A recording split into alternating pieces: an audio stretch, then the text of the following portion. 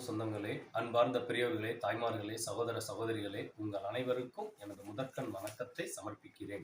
இந்த காணொளி வாயிலா என்ன சொல்ல வரோம் அப்படின்னு பார்த்தீங்க அப்படின்னா, அதாவது இப்போ ஒரு மேடையில நம்ம இந்திய நாட்டுடைய ஒரு பாரத பிரதமர் அவர்கள் என்ன சொல்லியிருக்காங்க அப்படிங்கிறத பார்க்க போறோம்.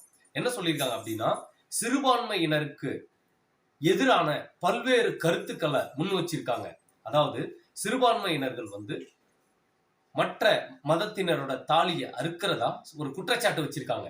அது எப்படி அப்படின்னா, அதாவது இந்து மக்களுடைய உரிமைகளை இந்த சிறுபான்மையினர் தட்டி பறிச்சிருவாங்க, அவங்க உங்களோட தாலியை அறுத்துருவாங்க அப்படின்னு ஒரு தவறான பிம்பத்தையும் தவறான ஒரு குற்றச்சாட்டையும் வைத்து 8 கோடி தமிழர்களையும் 145 கோடி இந்தியர்களையும் முட்டாளாக்கி வரும் ஒரு இந்திய தேச துரோகியை பற்றி இந்த காணொலியில் விளக்குகிறோம். பொதுமக்களே, பொறுத்தது போதும், பொங்கி எழுங்கள். நாங்கள் கூறும் காரணங்களை தெளிவாக புரிந்து கொள்ளுங்கள். பாருங்க, அதாவது முஸ்லிம் இன மக்கள் நிறைய குழந்தைகள் பெற்றுக்கொள்றாங்க, அவங்க இந்து மத மக்களுடைய உரிமைகளை தட்டி பறிச்சிடறாங்கன்னு ஒரு தவறான குற்றச்சாட்டு கொடுத்திருக்காங்க.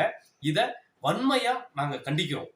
ஏன் அப்படின்னா, இந்து முஸ்லிம் அனைவரும் நம்ம ஒரு தாயின் பிள்ளைகளாக ஜாதி மத பேதங்களை மறந்து சகோதரத்துவத்தோட வாழ்ந்துகிட்டு இருக்கிற இந்த இந்தியாவிலையும் தமிழகத்திலையும் ஒரு கலவரத்தை உண்டாக்க வேண்டும் என்ற நோக்கத்தோடு செயல்படும் பாசிச பாஜகவின் சதி திட்டத்தை அம்பலப்படுத்தும் காணொலிதான் இது.